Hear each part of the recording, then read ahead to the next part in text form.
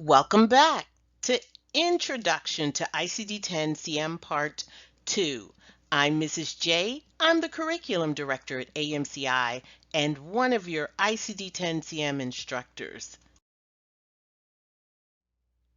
Previously, in Part 1, we learned the history of ICD-10-CM, the structure of an ICD-10-CM code, how to look up the code, how to determine ICD-10-CM main and subterms, and finally, how to select a seventh character extender. Now, let's take a look at the goals for this presentation. Goals of the presentation. Number 1, review ICD-10-CM conventions, general coding guidelines, provide scenarios and quizzes to test your knowledge, and bring you one step closer to ICD-10-CM coding mastery. CPT is copyright of the American Medical Association. Keyword concept FTR Chun, AMCI Feb 7, AMCI ICD-10-CM Flip Tap, and MCG are registered trademarks of AMCI.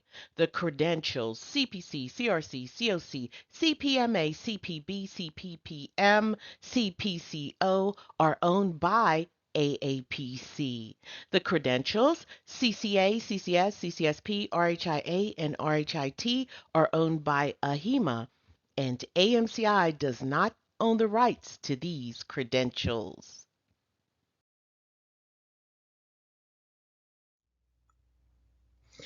All right, coders, now that you've completed part 1, you are ready. You're ready for Mrs. J's adult or grown folks conversation. And this is just one of my adult conversations. So just so you know, when you hear me say grown folks or adult conversation, it means that I think you are ready for it. In this case, you're ready to understand the difference between billers and coders. All right, so I want to talk very briefly about medical coders and medical billers. They are not one and the same. Let me tell you what is the difference. A medical coder takes the doctor's documentation and they turn that documentation into medical codes.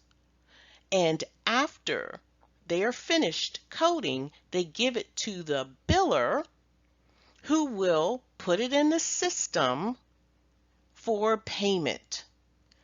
Both of these professions are, well, they're different. And what makes them different are the guidelines that they follow. Coders follow coding guidelines. Billers follow payer guidelines.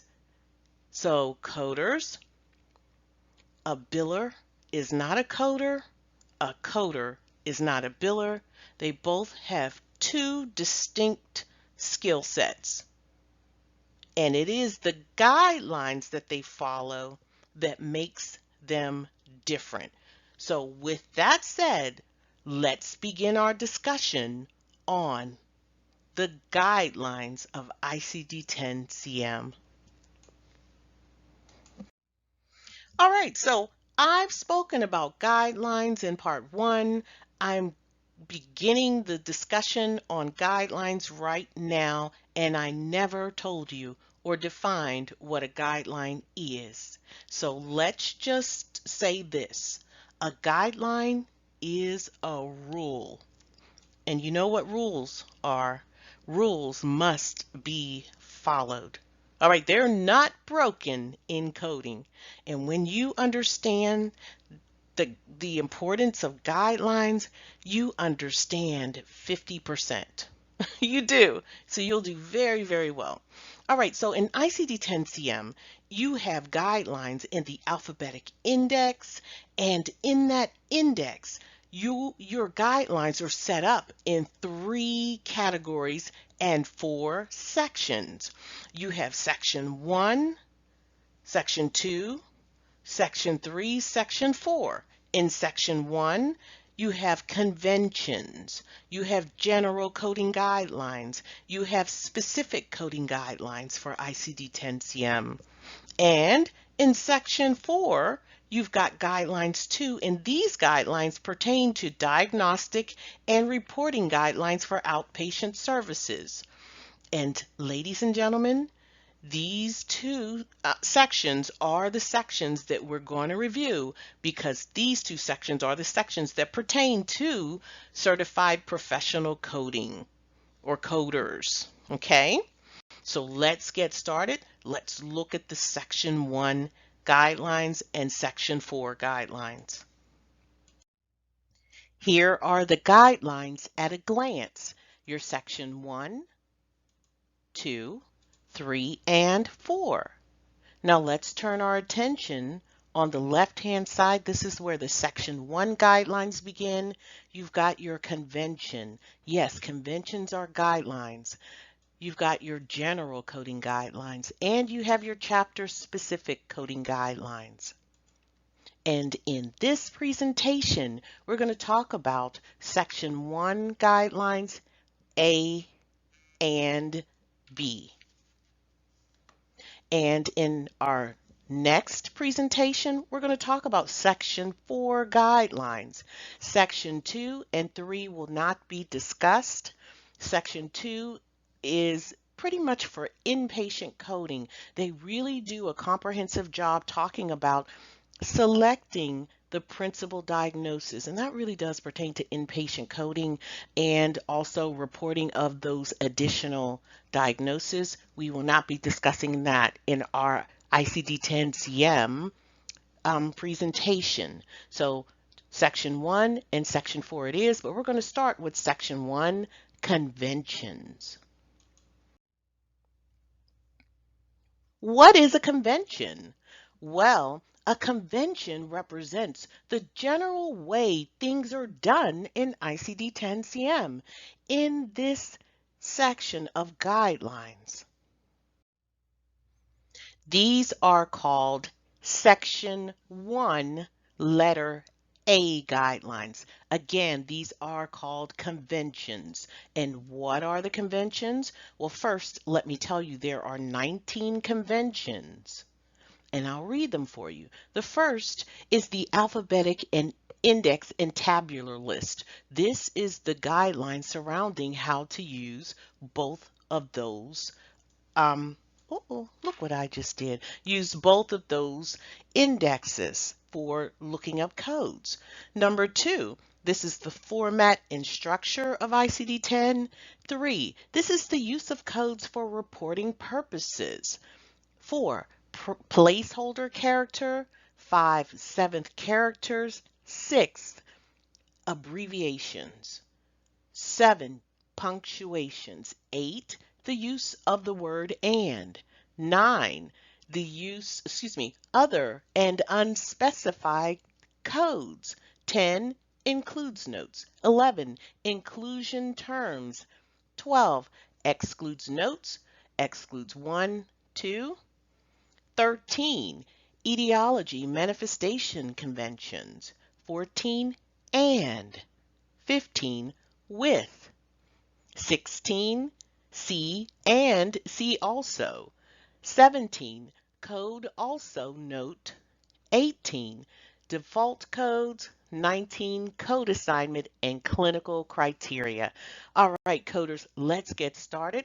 And let's look at all 19 of these conventions. All right, so if you recall, during part 1, we talked about some of these conventions without me actually saying they are conventions. The alphabetic index and tabular list, the guideline that says, hey, you have to look up the code in the index first, followed by the tabular list. This is where you find that guideline. The format and structure of a code, we did some talk a discussion in detail about the format and the discussion of a code. The formal guidelines can be found here. The use of codes for reporting purposes. I told you that we have to use ICD-10-CM codes as per directed by HIPAA. Your placeholder character, remember, X marks the spot. We talked about that. We talked about 7 characters. And you know what, coders? There's no need to talk about it again. And we're going to begin our discussion at number 6, abbreviations. And that's guideline A6. So section 1A6. And we're going to talk about A and B.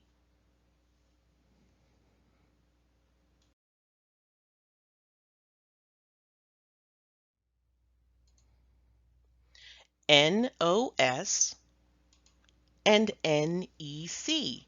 These two are our most common abbreviations in ICD-10-CM coding. NOS is the acronym for not otherwise specified. In other words, the doctor was not specific in their diagnosis. Okay, so let's say the doctor said, oh, the patient has hypertension. Well, you will come to know, coders, that there are several types of hypertension. You have hypertensive CKD, hypertensive heart disease, pulmonary hypertension, etc. But if your doctor says hypertension, then the doctor was not otherwise specified, or NOS. Now, NEC is the opposite. NEC is the acronym for not elsewhere classified. In other words, the doctor was specific, but that diagnosis that the doctor gave or provided is not in ICD-10-CM. It's not in the manual. And I'm going to give you some examples. So these are the 2 most common abbreviations in ICD-10-CM, NOS, NEC. Now let's learn more about them. All right, so we'll start with NEC, not elsewhere classifiable. Below you see the guideline. It says the abbreviation NEC, not elsewhere classifiable, represents other specified in the ICD-10-CM, an index entry that states NEC directs the coder to an other specified code in the tabular list.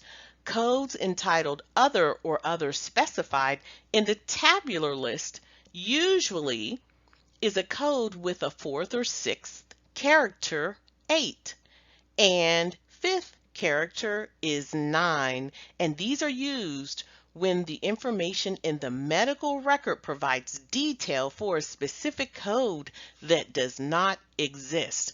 Man, that's a mouthful.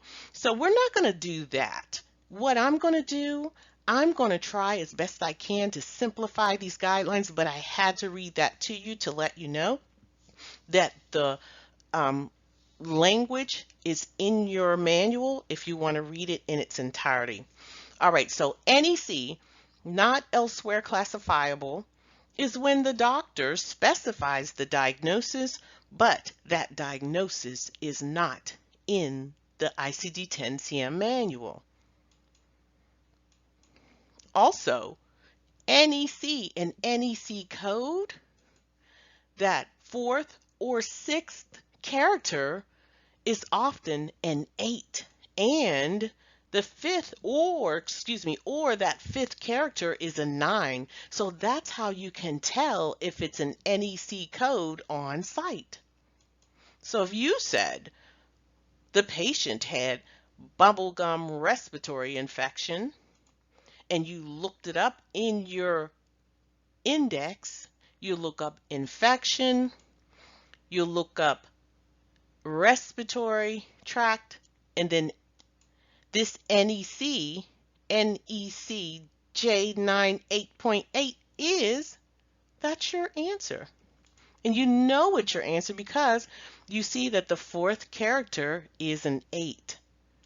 Well, I'll show you give you another demonstration of what an NEC code is, but I just need you to get that there are some things about the code that you can recognize on site, and you can tell that this is a code that the doctor made up the diagnosis for. No, I'm kidding. I'm not going to say that. They didn't make it up. It's just not in the book, and you're going to come across that a lot. Now, in the tabular list down here, same thing. It looks the same. You see your J98.8. You see that fourth character is an 8. You know on site that it is a not elsewhere classifiable code, and you'll see other specified. The doctor specified it, but it's another. It's not in the book, so it's other specified. Now, almost the opposite of NEC is NOS. That means the physician was not specific. No. In fact, the fourth or the sixth character is a 9, and that or the fifth character can be a 0. So it's going to look like this. You'll see a 9 in the fourth or the sixth character space, or you'll see a 0 in the fifth character space. Now let's go ahead. Let's look up infection. And let's say the patient had an upper respiratory infection, respiratory, upper. Look at this code right here, J06.99. Now the reason this is correct, in upper respiratory infection, there are so many different types of infection. So the doctor wasn't specific. The doctor said upper respiratory infection. There you go, upper respiratory infection, NOS. Now we go to the tabular list. We look up our code, J06.9, and just make note that it looks the same as it does in the alphabetic index. And look at the language below. Upper respiratory infection, NOS. So you might say, Mrs. J, how do I know that upper respiratory infection is not specific? Well, if you look underneath, you can see the different subterms. You see you have an upper respiratory infection. Underneath it, you can have a chronic upper respiratory infection. You can have a streptococcal upper respiratory infection, and the viral upper, you know what? The streptococcal and the viral are the same as the upper respiratory infection, but that chronic is not. All right, coders, that's how you know. And also you know when you look up the code. So I want to tell you that NOS, NEC are your most common abbreviations in ICD-10-CM. NOS means not otherwise specified or specific, and the doctor was not specific about the diagnosis. NEC is the opposite. It's not elsewhere classifiable, whereas the doctor's diagnosis is not listed in ICD-10-CM. Now let me show you. When a diagnosis has various or other types of that diagnosis, then the diagnosis in its most basic form is considered a non-specific diagnosis. All right, so take for instance, psoriasis. All right, so think about it. Are there other types of psoriasis or more specific versions of psoriasis? If you look to the right, you see right here under psoriasis, you see vulgaris psoriasis. You see nummular psoriasis, plague psoriasis or plaque psoriasis, impetigo herpetiformis, which is a generalized pustular psoriasis. So nonetheless, even though we don't know what they are, these are other types or other forms of psoriasis. Therefore, the most basic form of psoriasis will be referred to as non-specific psoriasis, right? Yeah, because the others are specified. They're more specific. And this psoriasis is not specified. The type of psoriasis is not specified, so it's non-specific. So when you see the term psoriasis, this is a non-specific diagnosis, a non-specific form of psoriasis. So let's go down and let's find psoriasis on our right. And right here, L40.9, this is psoriasis unspecified. Saying unspecified is the same as NOS or non-specific. It means the doctor did not specify the type of psoriasis. And also, if you look to the left, you see your code L40.9. See where that 9 is? Yeah, it's in the fourth character space. And we learned, according to the guideline, when you have a 9 in the fourth or sixth character space on site, you can conclude that this is a non-specific code. And also that gray bar tells us that this is a non-specific term as well. All right, let's look at our next example.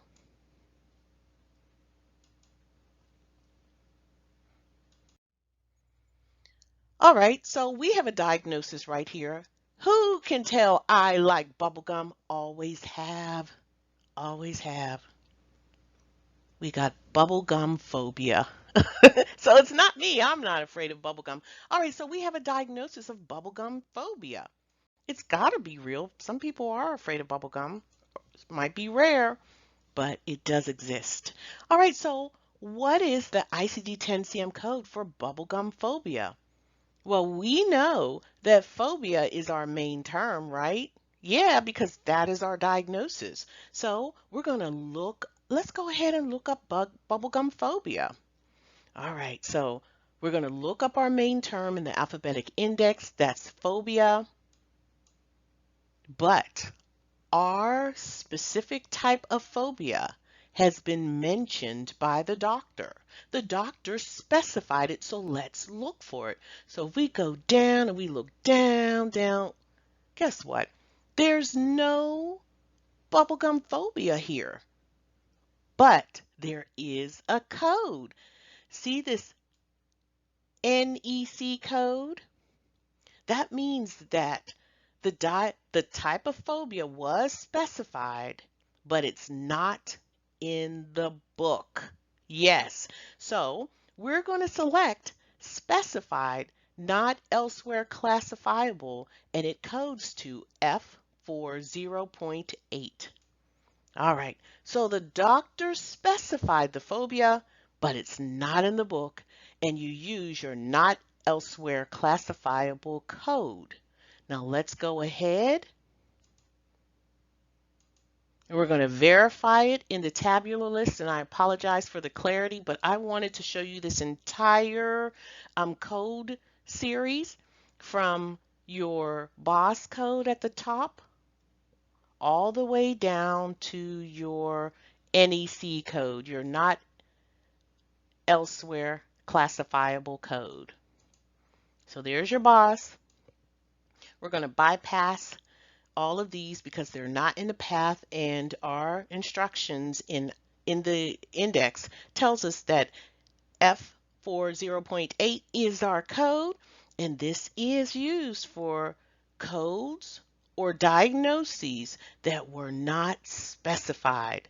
This is correct. Now, I just want to show you that F40.9, this is NOS phobia, meaning we would use F40.9 if the doctor just said the patient had phobia. But our case, our doctor specified the type of phobia. It's not in the book, so F40.8 is our code. And there is your definition for NEC. It does work, and it does tell you that the fourth or sixth character should be an 8, or it can be an 8, or the sixth character will be a 9. Our case, our fourth character is an 8, So therefore, F40.8 is correct. It's our NEC. So how do you feel, coders? You feel a little better? All right, so let's move on. We're going to talk about punctuation. Yes. All right, so we have a few punctuation that we're going to talk about. We're going to talk about parentheses, and you may have seen parentheses already. So parentheses or parentheses in the index, they enclose what we call non-essential modifiers or supplementary words that may be present or absent in the statement of a disease without affecting the code. So if you see this term pseudo-meningocele, the non-essential modifiers are within the parentheses. You see cerebral, infective, post-traumatic. There you go. And then underneath, you'll see your spinal, and this is how parentheses are used in the tabular list. But the alphabetic index uses these parentheses as well, and they're used for the same purpose, to enclose non-essential modifiers and supplementary words. All right, so let's go ahead and look at our example for the index. We've already looked up hypertension, and you can see accelerated, benign, essential, idiopathic, malignant, systemic, all code to the same ICD-10-CM default code, and these are all supplementary words that may or may not be present in the statement of a disease without affecting the code. So if the doctor says hypertension, the doctor uses code I-10. If the doctor says accelerated hypertension, using the same exact code. And if we look at I-10 over in the tabular list, same thing. The parentheses are used in the same manner. All right, time to move on. We have another punctuation. Our next punctuation is brackets. Now, brackets they have a dual purpose. All right, so in the alphabetic index, brackets are used one way and the tabular list another way. So let's start with the alphabetic index. In the alphabetic index, the code that you will see in a bracket is what we call a manifestation code. Now, a manifestation is a sign or symptom or a condition that's related to an underlying illness or disease. So it's related. Now, some key things about a manifestation code. First of all, they cannot be a principal diagnosis. So if it's in the bracket, it can't be a principal diagnosis.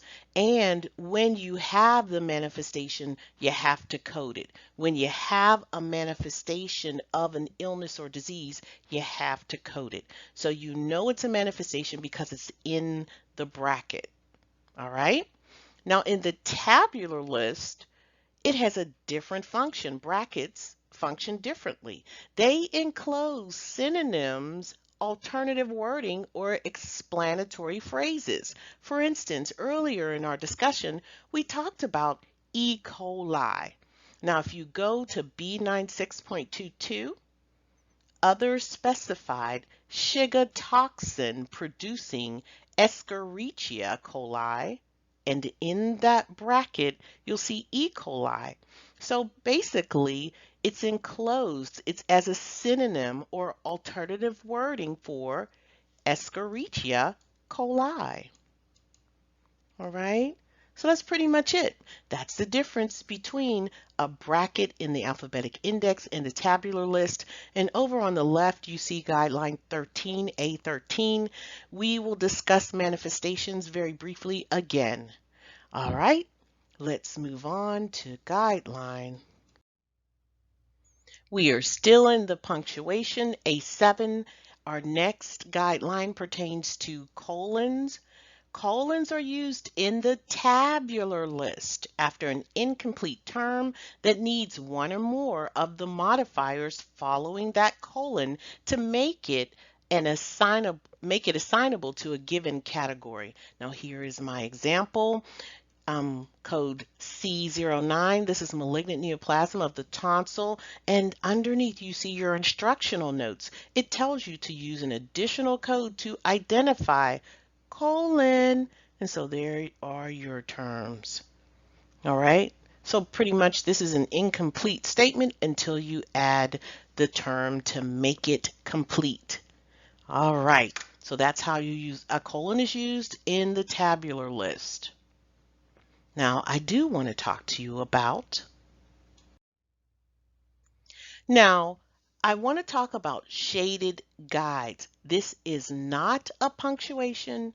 It is not a guideline. However, I needed to get it in this conversation, so I put it here. And shaded guides. These exclusive vertical shaded guides in the index to diseases and injuries, and it's also you're going to see it in your external causes index. They help you easily follow the indented levels.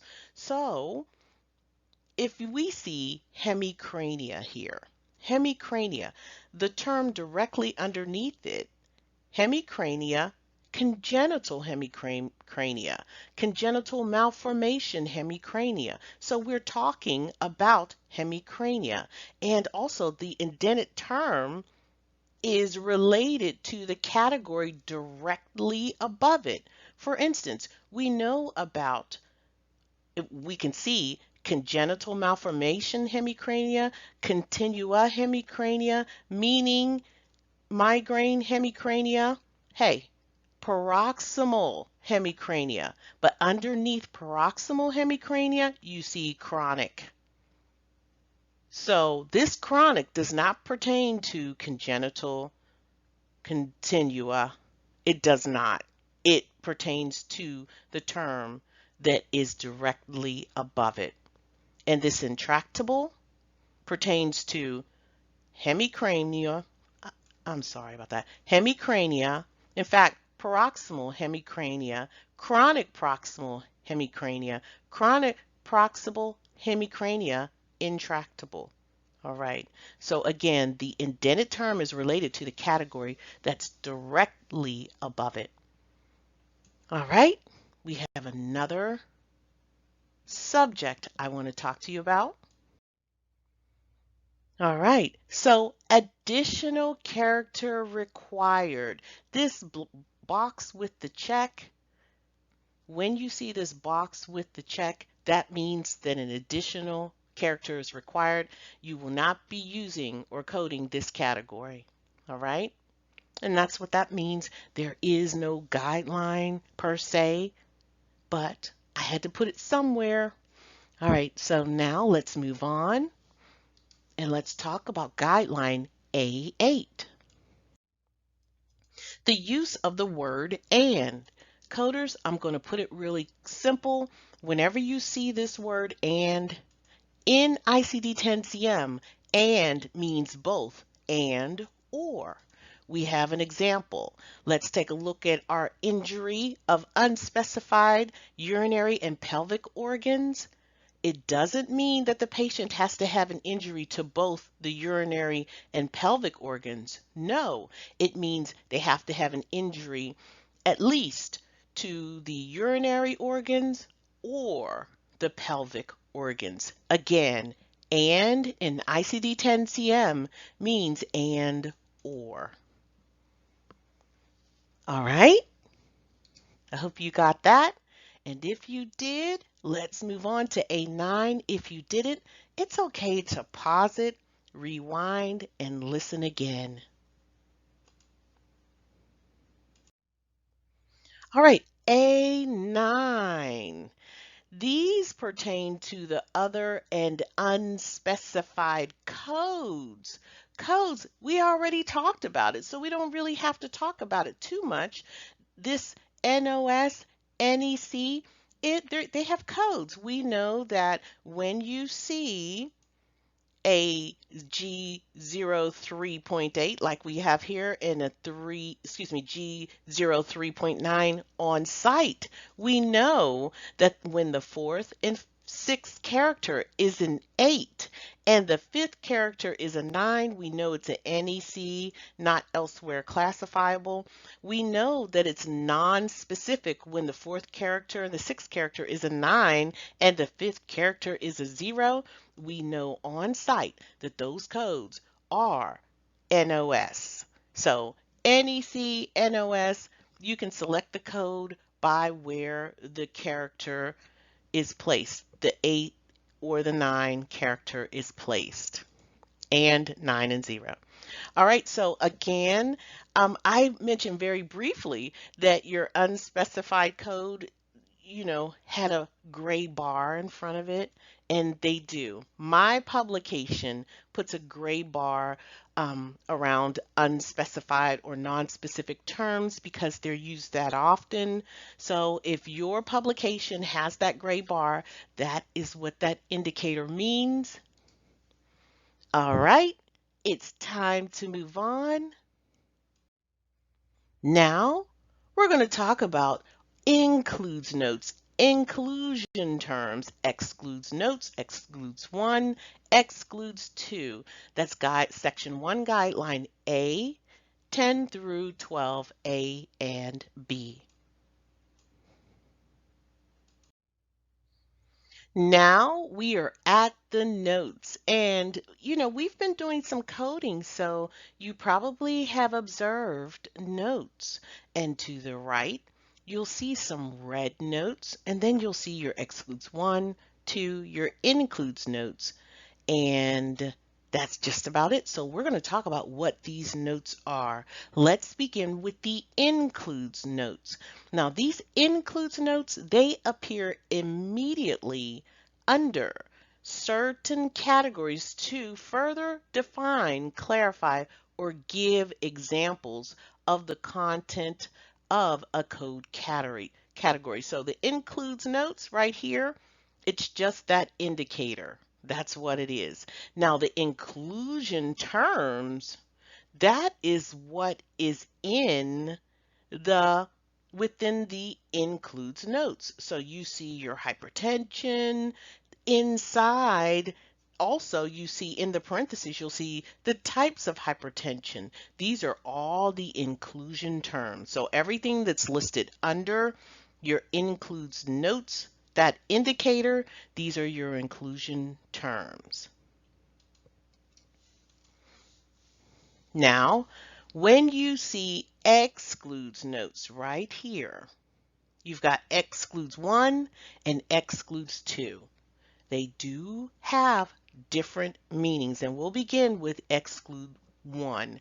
When you see excludes 1, this means that the diagnoses listed here, so in this case, hypertensive disease complicating pregnancy, childbirth, and the puerperium, these diagnoses here are not coded using this ICD-10-CM code or this diagnosis. So if a patient has hypertension, if a patient has hypertensive in pregnancy, you cannot use I-10. That's what that means. So excludes 1, it means not coded here. These diagnoses are not coded here. All right? Excludes 2. Here's excludes 2. Now these are a little different. These diagnoses that are found under the excludes 2 indicators, they are not coded unless you have to have 2 diagnoses. See that 2?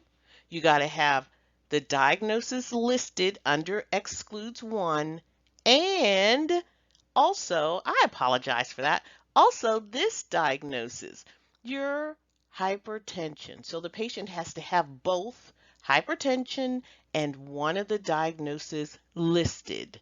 So Excludes 1 means it's not coded here. Excludes 2 means that you need 2 diagnoses to code it. The one listed and the diagnosis at the category level.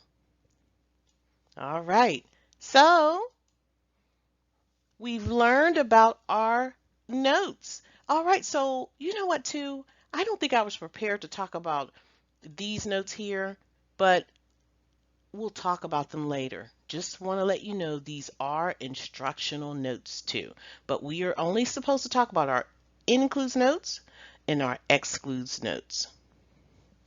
And I think we're finished. So let's move on to number 13. Here we go, and we kind of looked at it very briefly, the manifestation codes, the etiology or manifestation codes. Same meaning, manifestations are diseases, illnesses, or the underlying cause of a problem or disease. All right, that's what a manifestation or etiology is. And if you look in your tabular list, these instructional notes right here, code first instructional notes. These are telling you how to sequence manifestations, all right? And use additional codes to identify all manifestations of HIV infection. All right, so in this case, when you have HIV, that is not the manifestation. However, it comes before the manifestation. And when you see use additional codes to identify all manifestations of HIV, they are telling you to code for the manifestation. So the thing that you need to walk away from this is when you have manifestations of a disease, you code them. And manifestations are never sequenced first, they are sequenced subsequently. When I say sequence, it's talking about coding order. All right? All right, so just so you know, if you have the AMA publication, you may have these blue shaded indicators. Just want to let you know that these do pertain to manifestation codes. However, this is specific to CMS, all right? So this is CMS outpatient coding editor stuff, not applicable, all right? Okay, so let's get moving on. We're making our way down. All right, so we've got a section 1A14, and they list the word and. You got it here at number 8 as well as 14. One is lowercase, one is uppercase, exact same meaning. When you see the word or term and, whether it's upper or lowercase, it means and or. And that's it. Now, let's move on to 15. A15, the term with. When you see the term with, it has the same meaning as in, associated with, or due to. In other words, it means that, well, let me just explain it this way. We have dermatopolymyositis with myopathy, or dermatopolymyositis associated with myopathy, or dermatopolymyositis due to myopathy. All have the same meanings. And when it is written like this, there is a presumption that there is a causal relationship between dermatopolymyositis and myopathy, and the doctor does not have to link them. All right? So that's pretty much it. When you see that term, it is synonymous. When you see with, it's synonymous with in, associated with, and due to. All right, it's time for us to move on, and we're going to talk about C and C also. All right, so we when we were coding earlier, we did see the term C and C also, but they have distinct meanings. All right, so when you see the word C, it means that you must go see it. You gotta do it. When you see the term C also, it's not necessary, especially if you are given what you perceive as the correct code. All right? So the moral of the story, C is a must. C also is not necessary. All right, we're getting down to the wire. Time to look at code also. A17, code also notes. Now, code also notes we've just seen, and I started to explain it earlier, but I'm glad I waited. A code also note, it alerts you as the coder that there could be more than one code, one appropriate code to fully describe the condition. All right. So remember, we had a lot of code also if the patient had a smoking or tobacco connection. Yes. So whenever whenever the information is available, then you code it also, especially if you have an instructional note that tells you to code it. All right. So in our case, we've got G04.8, other encephalitis, myelitis, and encephalomyelitis. Encephalomyelitis. I got to repeat that. All right. And it tells you to code also any associated seizure. Now, coders, the associated seizure has to be documented. All right. So it's got to be documented. Even if an instructional note tells you to code it, if you don't have it in your documentation, you can't. So you just code what you have, code according to the documentation. And again, these instructional notes are guidelines. And remember, later in part 3, you're going to learn how to sequence codes. Specifically, you're going to sequence the first, you'll learn how to sequence the first listed code. But just so you know, code also has some sequencing order assumption, and that sequencing order will be related to the reason that the patient came to the visit. So if the patient has seizures or the patient has other encephalitis, the reason for that encounter will determine which code will go first. So unlike code additionally, which means code additionally it's coded after the principal, after the first listed code also, there are no sequencing rules per se other than the reason for the visit. Okay, what was the reason for the visit? And we're going to talk about that soon. All right, let's move on to A18. Default codes. What do I need to say about default codes? You already know that default codes are found in the index. It is the code that's listed to your main term. And when I say main term, it is the main term. Yes, the one that you looked up in the index, not your subterm. Okay? So there you go. Let's look at our hypertension. Hypertension is our main term, therefore I-10 is a default code because it's listed next to the main term.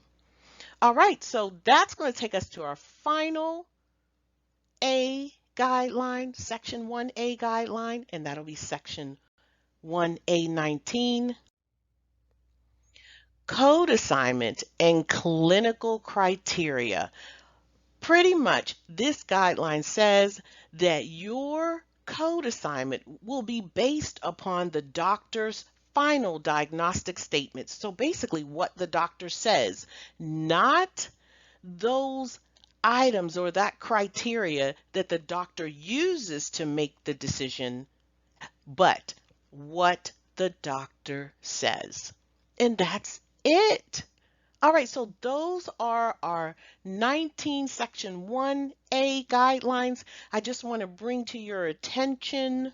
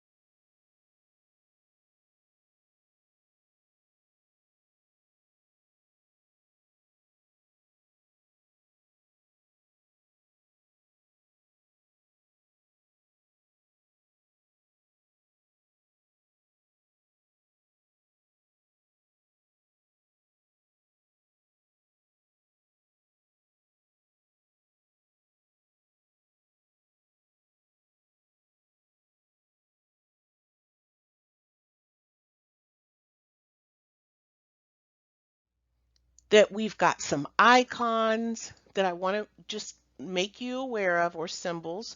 And whenever you see this dot, in most publications it's red, but it could be a different color in your publication.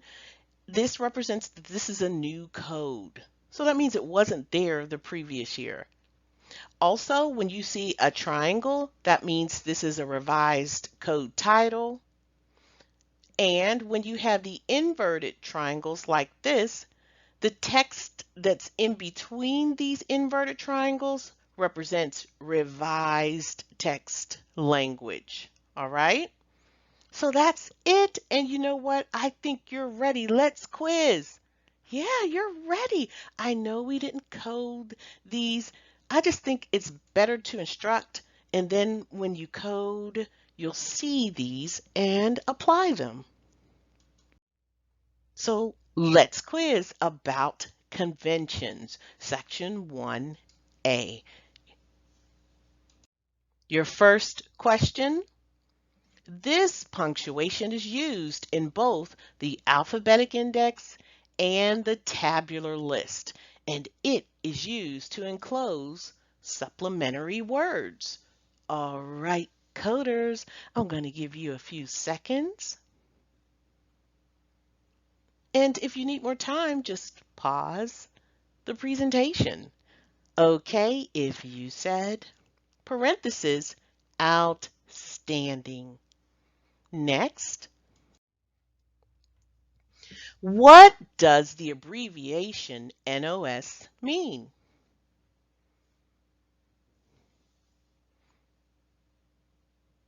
If you said, not otherwise specified, or the doctor wasn't specific.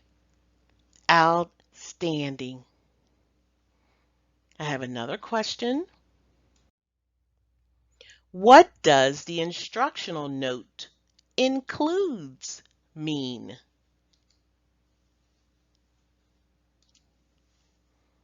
All right, if you said the diagnosis listed under the includes is coded here. So if you have a diagnosis that's listed under the includes note, then that means it's coded here. Next, this symbol or punctuation is used in both the alphabetic index and the tabular list. What is its meaning in the index? If you need to pause, go right ahead. But if you said a manifestation code that can never be first listed, outstanding. Indeed, a manifestation code in the index and in the tabular list, those brackets encloses synonyms, alternative wording, and or explanatory phrases. All right, I have one more question, I believe. Our final question: what does the abbreviation NEC mean? All right, coders, I know you know this. If you said not elsewhere classifiable outstanding, it means that the doctor's diagnosis was provided, but it's not in the book. All right, coders, you did a phenomenal job, and we've been sitting for a while. So let's go ahead and take a 2-minute break, or get up and do something for you for 2 minutes. Let's get that heart rate up.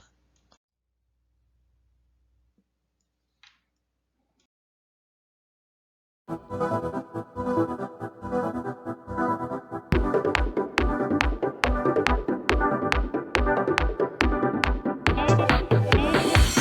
heard you love, there's no way you're missing. You seem a little lost with your theory. There's no way you'll get it wrong. But I see it probably doesn't matter to you, but to me, have the truth on the platter. Clear stay to see you'll find. You'll find the difference of different games. He be like, but he be like,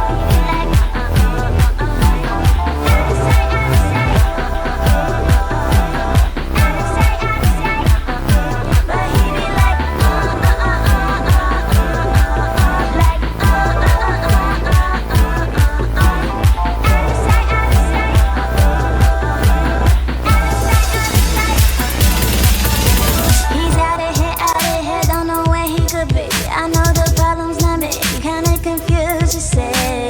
I don't get it, you don't get it. Going from north to south, you can never find me. I need, will you find me? Oh, there's no way you got it wrong. And then I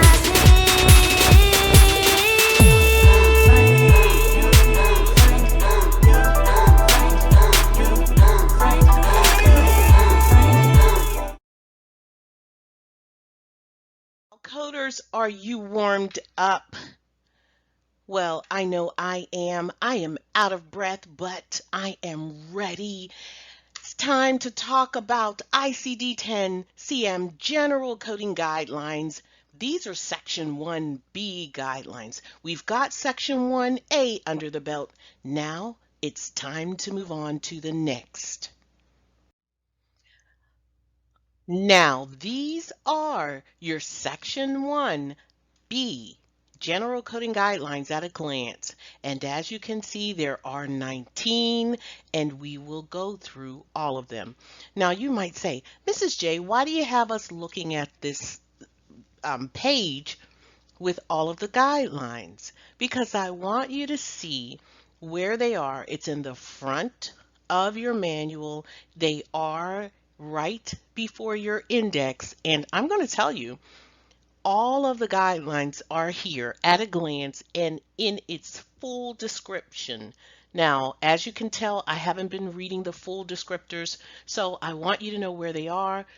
When you have a moment, read it for yourself, but I will summarize. Are you ready? Let's go.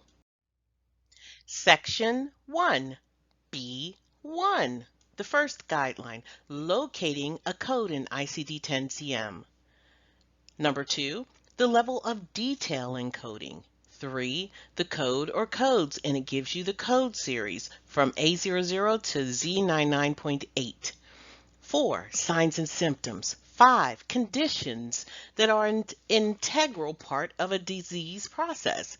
6, conditions that are not an integral part of a disease process. 7, multiple coding for a single condition. 8, acute and chronic conditions. 9, combination code. 10, sequela or late effect. 11, impending or threatened conditions. 12, reporting the same diagnoses code more than once. 13, laterality. 14, documentation by clinicians other than the patient's provider. 15, syndromes. 16, documentation of complications of care. 17, borderline diagnoses. 18, use of signs, symptom, and unspecified codes. 19, coding for healthcare encounters in hurricane aftermaths. Let's begin with the first guideline, B1, locating a code. All right, coders, you know this. You know that you look first in the alphabetic index, then you verify that code in the tabular list. That is what guideline B1 says. Now, let's move on to the level of detail in coding.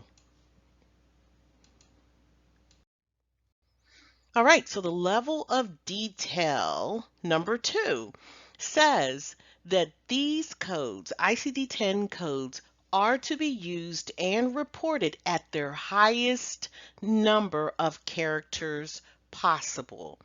Code according to the highest level of specificity. Take, for instance, hypertensive CKD. Let's say the doctor says the patient is diagnosed with hypertensive CKD. Our main term is hypertension.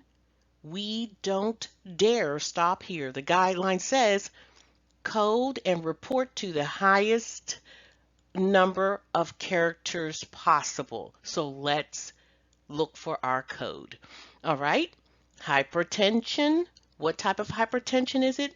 It's CKD, that's chronic kidney disease. So let's go hypertension, kidney. There you go. I12.9. Also here, if you want to see the codes written out, let's say this is our makeshift tabular list. To code hypertensive CKD at I10 hypertension, that's wrong. We're coders, so we don't do that. We code to the highest level of specificity. Hypertensive chronic kidney disease. Now, if you remember that the more detailed, the more specific the code is, okay? And again, be only as specific as the doctor. Don't go overboard. Don't assume anything. Code your documentation. And finally, that red box. That red box is an indicator, and it tells you when there are more characters needed or available. All right? All right, let's move on. B3. Code or codes from A00 through Z99.8. This guideline just tells you the full extent of the code series. Next, B3, signs and symptoms, coding for signs and symptoms. But first, let's figure out what a sign and a symptom is. Well, a symptom is, it's those conditions that are according to the patient or from the patient's perspective, right? Like a headache. A doctor, there's no way a doctor can tell a patient has a headache. The patient has to tell them. So a headache is an example of a symptom.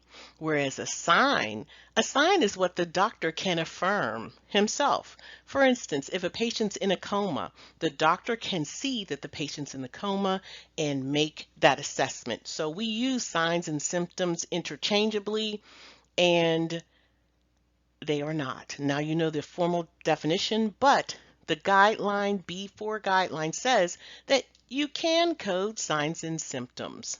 All right? Now, how do we code signs and symptoms? We'll have to look at B5 and B6. All right, so you've got B5. You do not code signs and symptoms that are integral to a disease or disease process. You don't code them, and I think I've demonstrated it, but now here is the guideline. Do not code signs and symptoms if they are related or integral to a diagnosis or a disease process. Here's an example. You have a patient who presents with urinary frequency, pain, and burning. After study, the patient is diagnosed with urinary tract infection. Only the UTI is going to be coded because urinary frequency, urinary pain, and urinary burning are all integral or related to the UTI. So that is what B5 means. Now, this is so important in coding. I have a little exercise for you. Okay, your patient arrives at the ED with nausea, vomiting, and abdominal pain. The ED physician diagnosed the patient with cholecystitis. What is codable? Now, if you don't know, cholecystitis is inflammation of the gallbladder. So what are you going to code, coders? Well, if we follow guideline B5, General Coding Guideline, we only code the cholecystitis because abdominal pain, nausea, and vomiting are all related or integral or a part of the disease process of cholecystitis. All right, hopefully you got that. Now let's move on. B6, conditions that are not an integral part of a disease process. All right, so if they're not a part of a disease process, you code it. Yeah, so you can code conditions that are not integral or related to a diagnosis. Here's your example. The patient arrives at the ED with nausea, vomiting, abdominal pain. The patient is also treated for complaints of foot pain. The ED physician diagnosed the patient with cholecystitis. Which diagnoses are codable? What say you, coders? All right, if you said that you will code the cholecystitis and the foot pain, outstanding, because abdominal pain, nausea, and vomiting are all related to the cholecystitis. However, the foot pain is not related to the cholecystitis, and you would code it. All right, so hopefully, I hope you understand the difference between B5 and B6.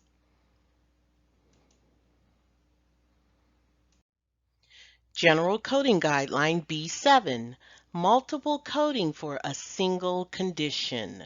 Well, your B7 guideline says that, hey, often you might have a diagnosis, but you might have to code additional codes for that diagnosis. Now, you know that we did look at instructional notes in A guidelines, and we learned about manifestation codes where we're directed to use additional codes to identify all of the manifestations. Well, this guideline says that, hey, you may very well have to use additional codes for a single condition, so more than one code. And remember to follow your instructional notes. Okay, let's move on to B8. B8, this is coding for acute and chronic conditions. All right, so when you have both an acute and a chronic condition in the same encounter, you're going to have to code both of them, yet you're going to sequence the acute first. Sequence the acute condition before the chronic condition. Let's say a patient is diagnosed with chronic tonsillitis and acute tonsillitis in that same encounter. Well, as you can see on the right, you've got your code for acute tonsillitis and chronic tonsillitis. If you had to code both of them, well, not if, you have to code both of them, and this is how you will sequence them. First, your acute condition, J03.90, and second, your chronic, J35.01. If you reverse them, then your coding is incorrect. It does not follow the guidelines. Okay, so I have another reminder for you. Don't forget to sequence the acute or the subacute before the chronic condition. And here's my little reminder, my little monsters. See the monsters? See the cute one on the left? Sequence the cute one first, and then the chronic one will follow. All right, hopefully you get that. That helps me. That monster is cute. All right, let's go to B9. B9 combination codes.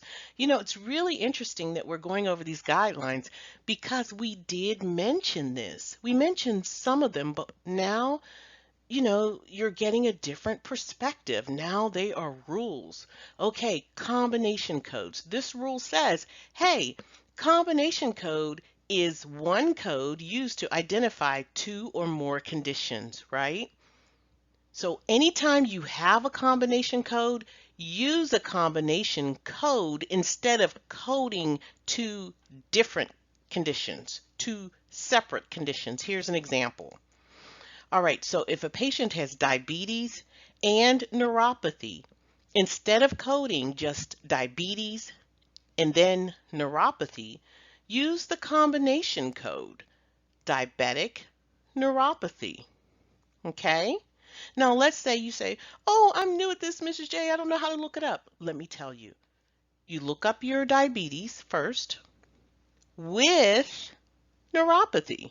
Okay? That's it. Next, B10. B10, sequela or late effects. All right, so I'm going to take a little more time on sequela or late effects. Some people just say, hey, I don't really know what this is. Well, sequela is the sequel of a illness, okay? So when you think of sequel, when you see a movie, think of Star Wars. The very first movie was Star Wars. Everything else, those are sequels. So sequels come after the first one. And just like a movie, a sequela comes after the initial stage. In other words, let's say, I'm going to give you an example, but just hold on to that. So you're not coding or treating, the doctor's not treating the condition, the doctor is treating the sequela, the sequel of that first condition. All right? Now I got some visuals for you. Now, this patient was treated, well, this patient fractured his ankle 6 months ago. Today, he arrives to the doctor's office and he has traumatic arthritis in his left ankle, which the doctor says it's related to the fracture. So the doctor says, hey, now you got traumatic arthritis. Well, coders, traumatic arthritis is a sequel or sequela of that first fractured ankle. I'm going to let that marinate. The arthritis is the sequela of the fractured ankle. So what does that mean? How do you code it? Well, the condition that occurs after the acute phase, the sequel or sequela.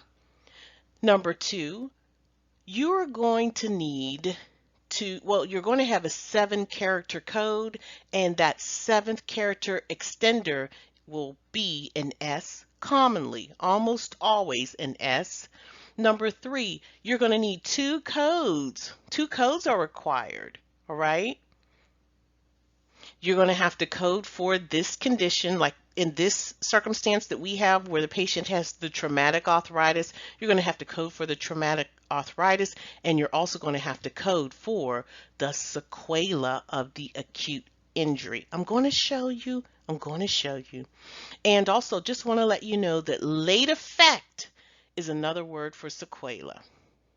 And finally, you're going to sequence your condition that you're treating first, and second, you're going to sequence your sequela or late effect code Okay? You're going to sequence that after the condition that you're treating.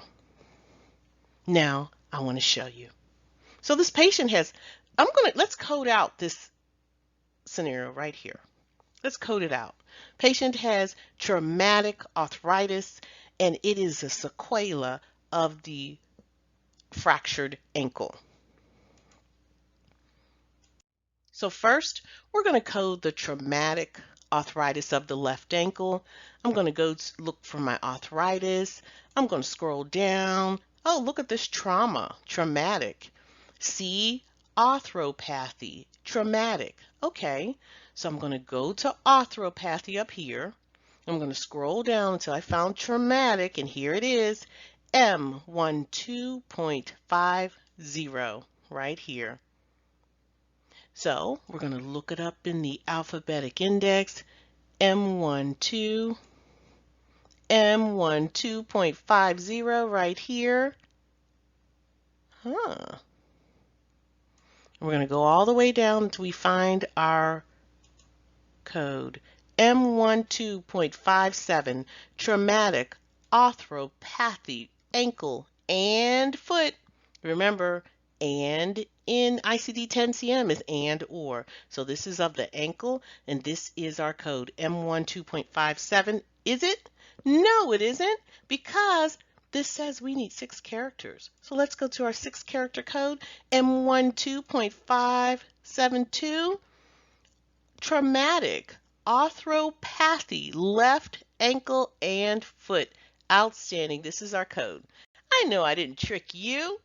All right, so now we have another code that we need, right? So we've coded for our current injury. Now we've got our condition code, the condition that the patient's being treated for. Now let's code our sequela.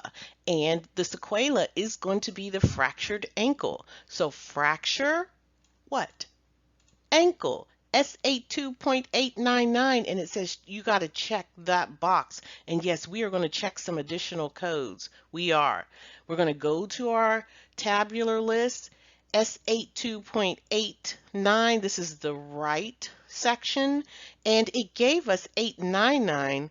That's not correct because this code is other fracture of unspecified lower leg. No, they specified that it's the ankle. So let's go up, and it's also the left ankle. S82.892, other fracture of left lower leg. I like that. So let's go ahead, and we see that this says 7 characters, correct? The red box says we need 7 characters. There are only 6 here, so we're going to go to our 7th character extender box, and we can find it at the boss. And below, here is our extender box. It is extensive, right? But our 7th character will be S, sequela, because this is the sequel or sequela of the acute injury. The guideline tells us that we have to use 2 codes. You're going to code first your condition and second your sequela. So our answer, S82.892S for sequela. Now let's put it all together.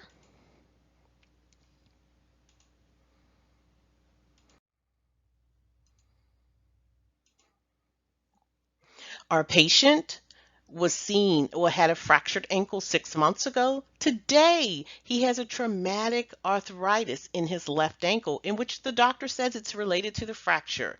This is how it's coded. You're going to code what the patient's being treated for, the traumatic arthritis, and next, you're going to code for that ankle fracture that it's related to, the sequela. All right, coders. Hopefully you understand that. And if you do, outstanding. If not, go ahead and rewind. I'm pretty sure if you listen again, you'll be just fine.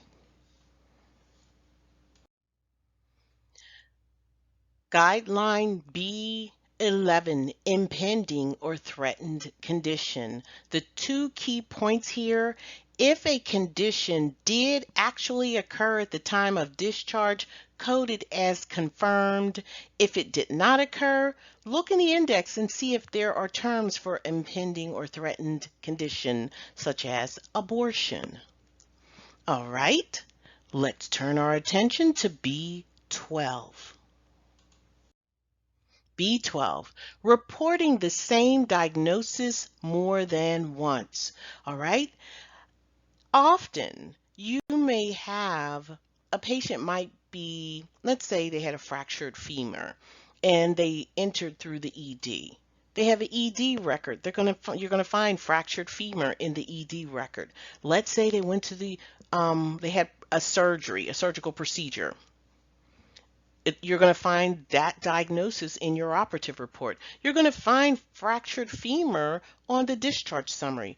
You're going to find it on progress notes. You're going to find it if the patient had a consultation. You're going to find it in the consultation report. Nonetheless, multiple documented diagnosis just means that you reported only once. Coded only once. That's it. There's no need to code it more than once. General Coding Guidelines, Section 1B13, Laterality. Yes, we've spoken about laterality quite a bit. Now it's time for us to look at laterality. So number 13, laterality. The guideline says that laterality is determined by either the fourth, fifth, or sixth character. How do we know what the laterality designation is? Well, it's going to be either a 1 for right, 2 for left, or 3 for bilateral. So let's take a look at conjunctival scars. At the category level, subcategory level, H11.21, conjunctival adhesions and strands. 1121 will denote the right eye, 12 the left, and 13 bilateral. So coders, that's all that's to it. 1, 2, 3 to denote laterality. Guideline B14, documentation by clinicians other than the patient's provider. All right, coders, ICD-10-CM says only doctors and qualified healthcare practitioners can provide clinical documentation, document clinically about the patient's clinical picture in their chart. Those are the only two. Now you might say, well, who is a healthcare practitioner? Is a doctor not? Well, no. A doctor, an MD, or a DO, these are physicians. Qualified healthcare practitioners, they're either, let's say, a nurse practitioner, a physician's assistant. Those two are considered qualified healthcare practitioners. They can provide clinical documentation in a patient's chart along with a physician, and they can use ICD-10-CM codes. Now, these are the only two that can document clinically or provide clinical documentation in a patient's chart, except for the following circumstances. When you have a BMI that's being documented, the depth of non-pressure ulcers, the stages of pressure ulcers, coma scales, there's a Glasgow coma scale, and the NIH stroke scale. All 5 of these categories of clinical documentation can be documented by a person or specialist, not specialist, but by someone other than the doctors or qualified healthcare practitioners. Now, who might that be? Yes, the RN can do it. The LN can do it. Let's say you have a technician. They can document these 5 categories in a patient's chart. But just know that typically only physicians and qualified healthcare practitioners can document clinically, with the exception of BMI, depth of non-pressure ulcers, pressure ulcer stages, coma scales, and NIH stroke scales. Now, coders, don't think that was a lot. As you progress in this instruction and you move on to specific coding guidelines, you're going to see some of these diagnoses and you're going to study in depth these diagnoses and how to code them, and it will become more familiar. So this is the beginning, and yes, it may seem like a lot, but trust me, it gets easier as we go. All right.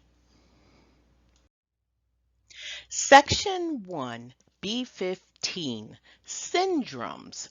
Well, first, let's talk about what a syndrome is.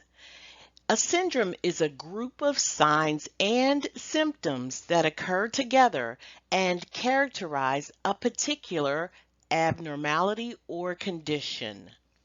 Example, Klinefelter syndrome.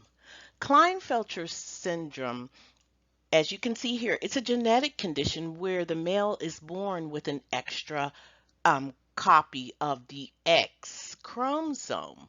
So when a person who is diagnosed with Klinefelter syndrome, they have several clinical indicators that go along with it.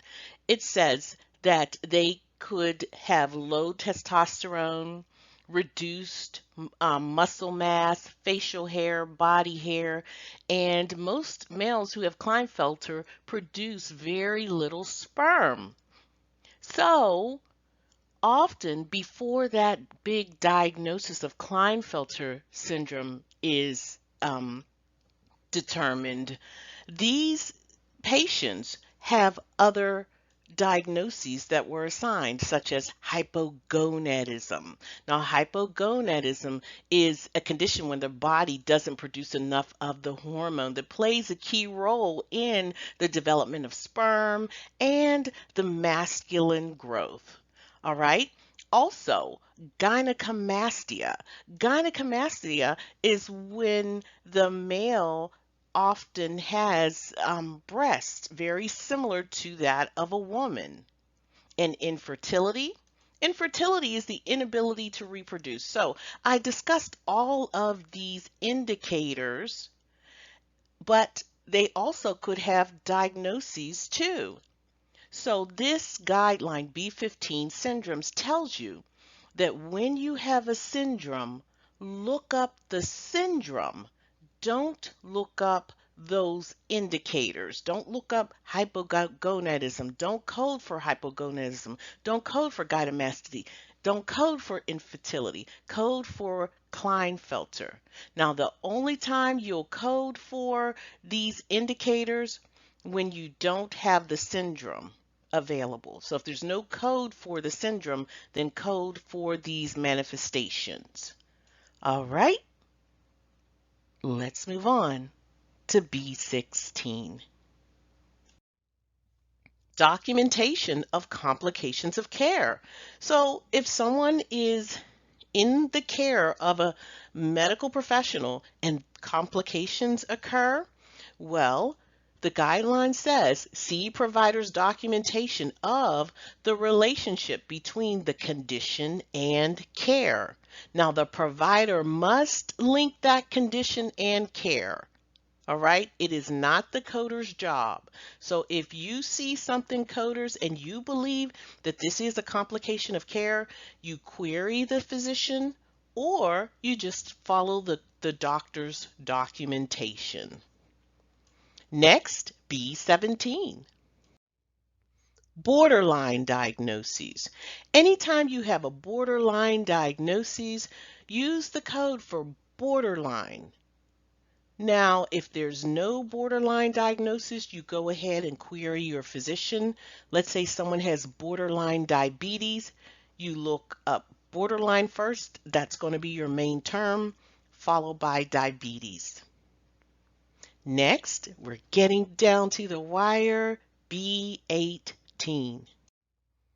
Use of signs, symptoms, and unspecified codes. So it's okay to use those codes. You can use signs and symptom codes. They are permitted when there's no diagnosis, and you can use unspecified or NOS or non-specific codes when the documentation is not specific. That's all that guideline is saying. And now we're at B19. B19 is a new guideline, and this is the guideline for coding for healthcare encounters in hurricane aftermath. Now, encounter codes are not diagnosis codes. These are pretty much external causes of morbidity of that illness. So there's something outside of a diagnosis that is related to that illness.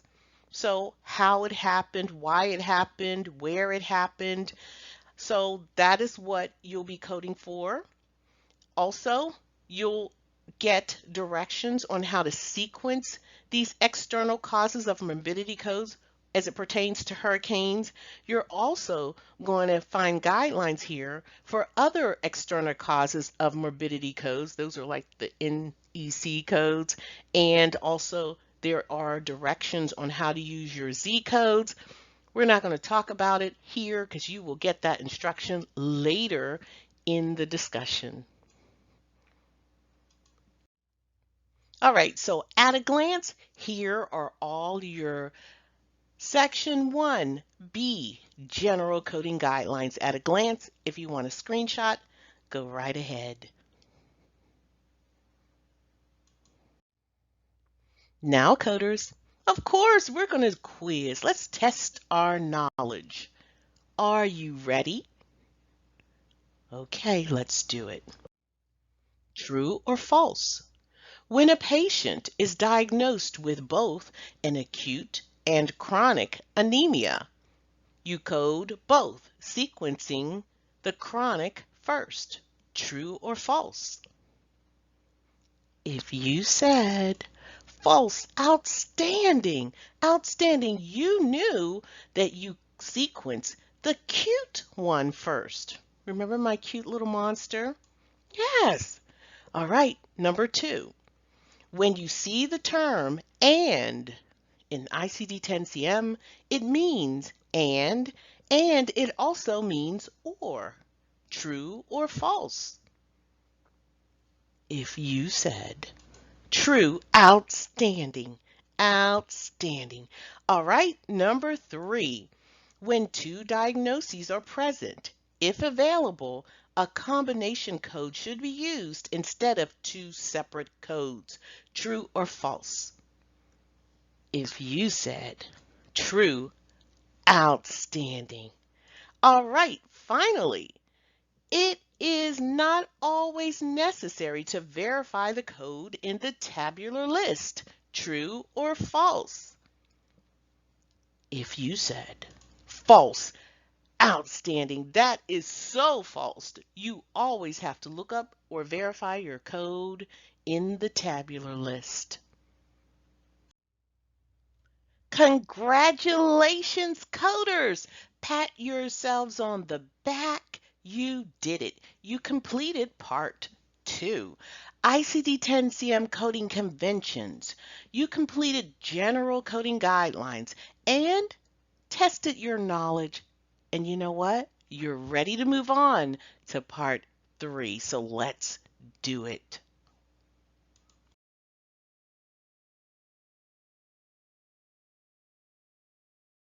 This was an AMCI exclusive presentation. Until next time. 4,000 exam passers and free classes at AMCI. Learn to code straight from home or on the road at AMCI. We're on the East Coast, the West Coast. We're all around.